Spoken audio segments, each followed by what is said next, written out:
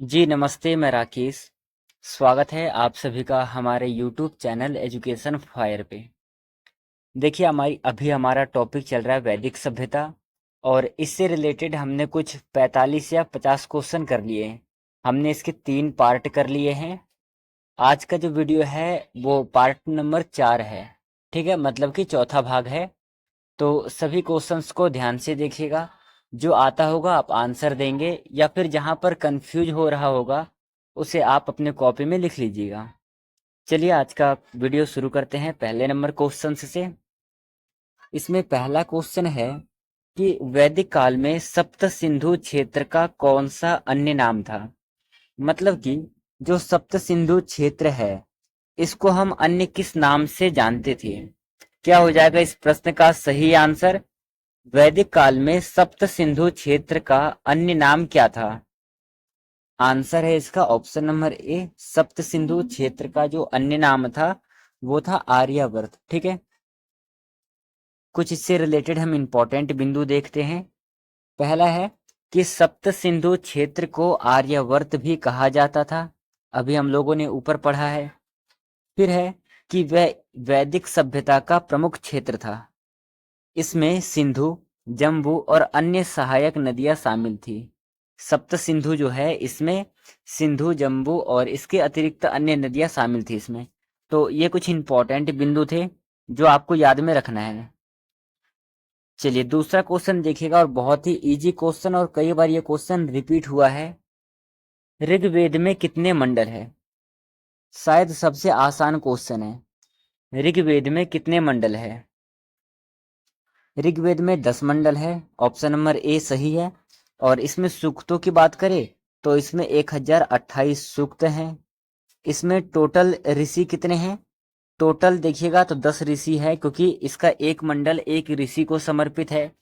उसमें से भी जो तीसरा मंडल है उसमें गायत्री मंत्र का उल्लेख है। ये कुछ बातें हैं जो आपको याद में रखना है। चलिए इसके कुछ इंपॉर्टेंट बिंदु को देखते हैं। जैसे कि अभी हम लोगों ने ऊपर पढ़ा कि ऋग्वेद में कुल कितने मंडल है? 10 मंडल है। ठीक है, और प्रत्येक मंडल क्या है? किसी न किसी ऋषि को समर्पित है। फिर है कि प्रत्येक मंडल में मंत्रों की संख्या अलग अलग होती है। बिल्कुल सही बात है। लगभग इसमें 10,000 के आसपास मंत्र हैं ऋग्वेद में, और हर एक मंडल में अलग अलग मंत्रों की संख्या है। फिर है कि ये मंडल विभिन्न धार्मिक और सामाजिक विषयों को संबोधित करते हैं। बिल्कुल सही बात है, तीनों ही बिंदु ध्यान में रखना है आपको।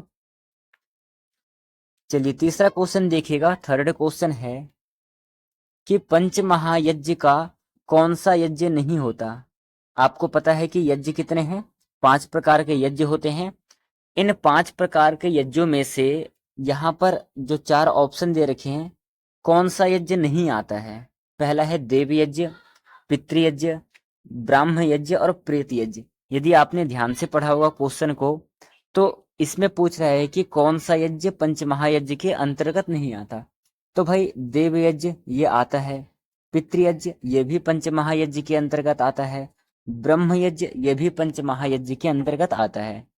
यहाँ पर नहीं पूछा है जो नहीं आता है, तो प्रेत यज्ञ नहीं आता है। तो इसका जो आंसर होगा option number D right answer होगा पांचवें नंबर क्वेश्चन का, सॉरी तीसरे नंबर क्वेश्चन का। इसके कुछ इंपॉर्टेंट बिंदु देखेंगे। इन्होंने दे रखा है कि पंच महायज्ञ में देव यज्ञ, पितृयज्ञ, ब्राह्म यज्ञ और आभ्र यज्ञ शामिल है। ठीक है, पंच महायज्ञ में कौन कौन से यज्ञ शामिल है ये बताया है। फिर है कि प्रेत यज्ञ को पंच महायज्ञ में शामिल नहीं किया गया है, ये बात आपको ध्यान में रखना है। यह यज्ञ वैदिक समाज की धार्मिक और सामाजिक कृत्यों का हिस्सा था। तो इनमें से जो आपको याद रखना है वो पहला और दूसरा बिंदु याद रखना है। चलिए आगे बढ़ते हैं हम। नेक्स्ट क्वेश्चन है कि शुक्ल यजुर्वेद के मुख्य रूप से क्या पाया जाता है? शुक्ल यजुर्वेद में मुख्य रूप से क्या पाया जाता है? तो सबसे पहले तो आप वेद देखिए कि वेद कितने हैं। वेद है 4, ऋग्वेद, यजुर्वेद, सामवेद और अथर्ववेद। इसमें से भी जो आपका यजुर्वेद है ये टोटल 2 भागों में डिवाइड है। एक है आपका शुक्ल यजुर्वेद और दूसरा हो जाएगा आपका कृष्ण यजुर्वेद। प्रश्न में पूछा गया है कि शुक्ल यजुर्वेद में मुख्य रूप से क्या पाया जाता है। तो इसमें हम क्या करते हैं, यज्ञ की विधि, यज्ञ का विधि क्या है, किस प्रकार से यज्ञ करना चाहिए, क्या क्या उनके लिए सामग्री आवश्यक है, इन बातों को लेकर के डिस्कस किया गया है शुक्ल यजुर्वेद में। तो इसका ऑप्शन नंबर ए सही है। ध्यान में रखना है आपको। इसके कुछ इंपॉर्टेंट बिंदु को देखेंगे। पहला है, शुक्ल यजुर्वेद में मुख्यतः यज्ञ विधियों का वर्णन है। बिल्कुल सही बात है। इसमें यज्ञों की प्रक्रिया और अनुष्ठान की विधियां शामिल है और यह यजुर्वेद के दो प्रमुख संस्करणों में से एक है। ठीक है, ये तीनों ही बिंदु आपके लिए इंपॉर्टेंट है, तीनों को आपको ध्यान में रखना है। हो सके तो आप अलग से कॉपी में लिखते चलिए साथ ही साथ। चलिए नेक्स्ट क्वेश्चन करते हैं। सामवेद का प्रमुख उद्देश्य क्या था? सामवेद का उद्देश्य क्या था?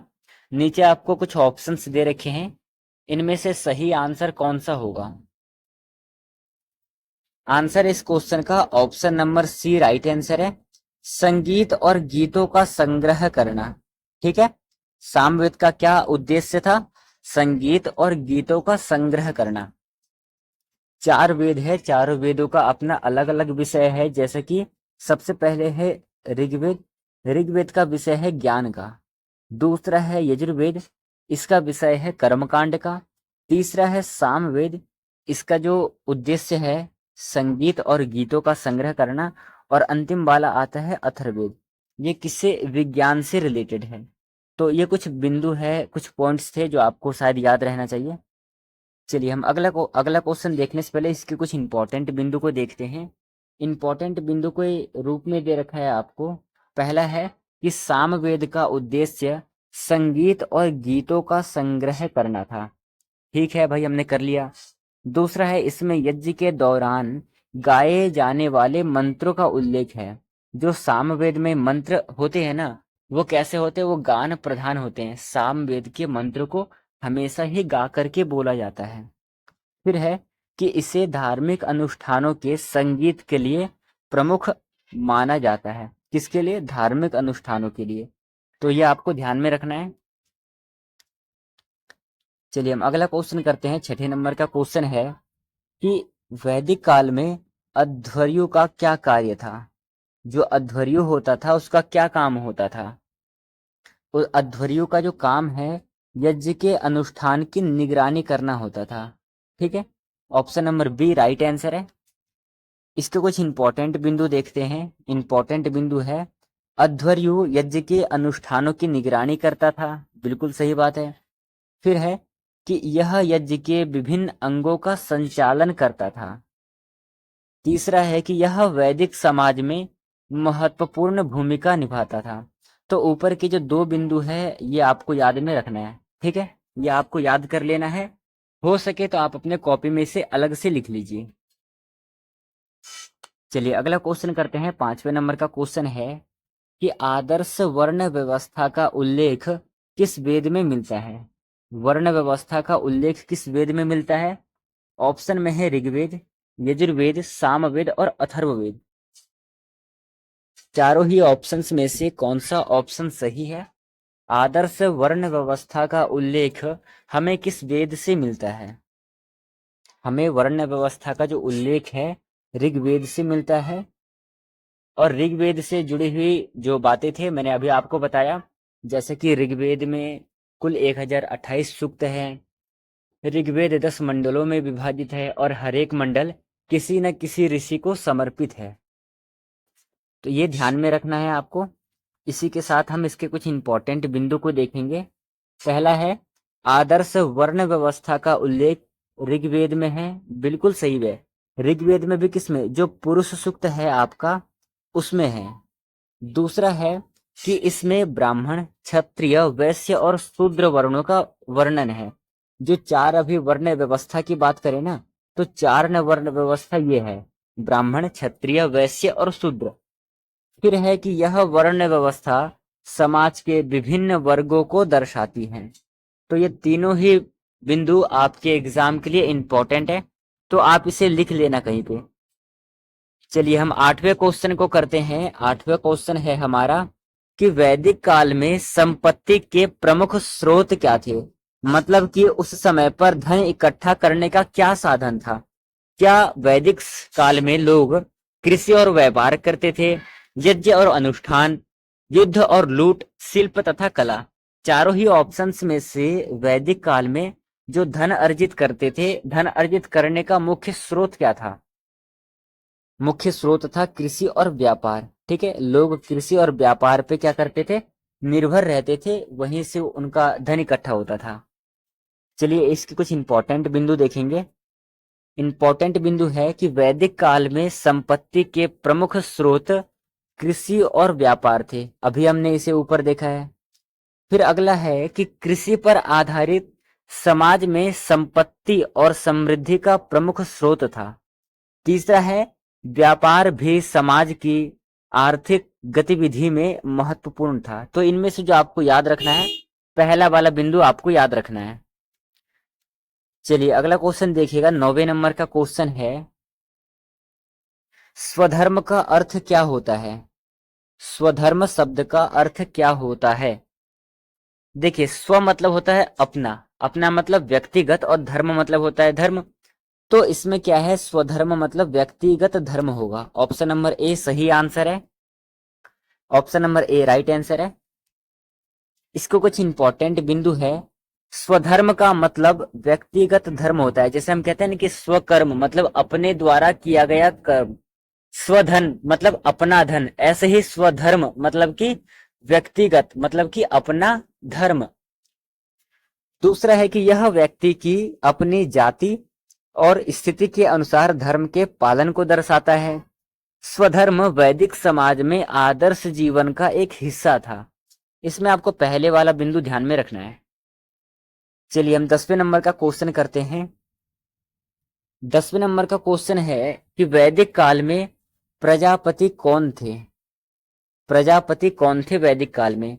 ऑप्शन में है अग्नि के देवता, ब्रह्मा के रूप में प्रकट हुए, यज्ञ के प्रमुख अधिकारी और भूमि के देवता। तो इन चारों ही ऑप्शंस में से कौन सा ऑप्शन सही है। आपसे प्रश्न में पूछा गया है कि वैदिक काल में प्रजापति कौन थे।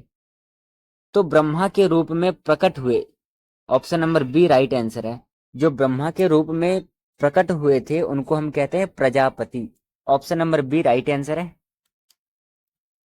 इसके कुछ इंपॉर्टेंट बिंदु है, जैसा कि इन्होंने दे रखा है कि प्रजापति को ब्रह्मा के रूप में भी जाना जाता था। ठीक है, ये ध्यान में रखना है आपको कि प्रजापति को अन्य किस नाम से जानते थे, तो ब्रह्मा के रूप में भी जाना जाता था। फिर वे सृष्टि के निर्माण और प्रजनन के देवता माने जाते थे। ठीक है, दूसरा आपको ध्यान रखना है कि ब्रह्मा को सृष्टि का निर्माण करता और प्रजनन करता दोनों ही माने जाते हैं। तीसरा है कि प्रजापति का उल्लेख वैदिक साहित्य में प्रमुखता से होता है, मतलब कि प्रमुख रूप से मिलता है। कई बार हमें वैदिक साहित्य में प्रजापति शब्द का उल्लेख मिला है। चलिए अगला क्वेश्चन देखिएगा, आगे बढ़ते हैं हम। 11वां नंबर क्वेश्चन देखते हैं। वैदिक काल में न्याय के सिद्धांतों का वर्णन किस वेद में है। न्याय के सिद्धांत का वर्णन किस वेद में मिलता है हमें। क्या हो जाएगा इस प्रश्न का आंसर। देखिए मैं आपको बताऊं तो न्याय का जो उल्लेख है ना, अथर्ववेद में मिलता है। Option number A right answer है। अथर्ववेद की क्या है, इसमें टोटल अगर आप देखोगे तो इसमें 20 कांड है। साथ ही साथ इसके जो ऋषि है वो है अंगिरा ऋषि। ठीक है, तो दो चीजें आपको ध्यान में रखना है। सबसे पहले जो आपका वेद है, वेद में कितने अध्याय में विभाजित है। जैसे कि अध्याय में अगर आपको समझाना चाहूं तो जैसे कि आप कोई बुक लेते हो तो उसमें पार्टों का नाम देते हैं ना, कि ये इतने लेसन में विभाजित है, इसको हम इतने पार्टों में बांटे हैं। ऐसे जो संस्कृत की ग्रंथ थे उस समय पर कुछ सर्गों में डिवाइड होते थे, कुछ में क्या होते थे महाकाव्य जैसे होते थे, वो पर्वों में विभाजित होते थे। जैसे आप यदि महाभारत को देखोगे तो वो 18 पर्वों में विभाजित है। यदि आप रामायण को देखोगे तो वो कांडों में विभाजित है। ऐसे ही जो न्याय सिद्धांत का वर्णन है वो अथर्ववेद में है, और अथर्ववेद किसमें, कांड में विभाजित है। टोटल 20 कांड है। इसके लेखक कौन है अथर्ववेद के, तो अंगिरा ऋषि इसके लेखक है। और इसका जो विषय है वो विज्ञान का विषय है। किसका विषय है, विज्ञान का विषय है। तो ये कुछ बातें हैं जो आपको याद रहना चाहिए इस प्रश्न से रिलेटेड। इसके कुछ इंपॉर्टेंट बिंदु और देख लेते हैं ताकि प्रश्न और क्लियर हो जाए। अथर्ववेद में न्याय के सिद्धांतों का वर्णन है, हमने पढ़ लिया। इसमें विभिन्न सामाजिक और धार्मिक नियमों का उल्लेख है, ये आपको ध्यान में रखना है कि सामाजिक और धार्मिक नियमों का उल्लेख है किसमें, अथर्ववेद में। साथ ही साथ यह वैदिक साहित्य में प्रमुख वेदों में से एक है। ठीक है, चलिए अगला देखेंगे क्वेश्चन, आगे बढ़ते हैं हम। नेक्स्ट क्वेश्चन है कि वैदिक काल में वीर और सप्तास्वर क्या थे। दो शब्द है, एक है वीर, दूसरा है सप्तास्वर। ये दोनों क्या थे? ये दोनों युद्ध के अधिकारी थे। ठीक है, वीर और सप्तास्वर दो नाम है और ये दोनों ही युद्ध के अधिकारी थे। Option number B right answer है 12वें नंबर क्वेश्चन का। चलिए इसके कुछ इंपॉर्टेंट और विस्तार से पढ़ लेते हैं हम। वीर और सप्तास्वर युद्ध के अधिकारी थे, बिल्कुल सही बात है। वीर को युद्ध में वीरता और कौशल का प्रतीक माना जाता था। किसको? वीर को युद्ध में वीरता और कौशल का प्रतीक माना जाता था। सप्तास्वर 7 घोड़ों की संज्ञा थी जो युद्ध में महत्वपूर्ण भूमिका निभाते थे। तो ये तीनों ही बिंदु आपको ध्यान में रखना है, ये आपके एग्जाम के लिए इंपॉर्टेंट हो सकता है। चलिए हम नेक्स्ट क्वेश्चन करेंगे। 13वें नंबर का क्वेश्चन है, वैदिक काल में पशुपति का क्या महत्व था। एक शब्द है पशुपति, इसका क्या महत्व है?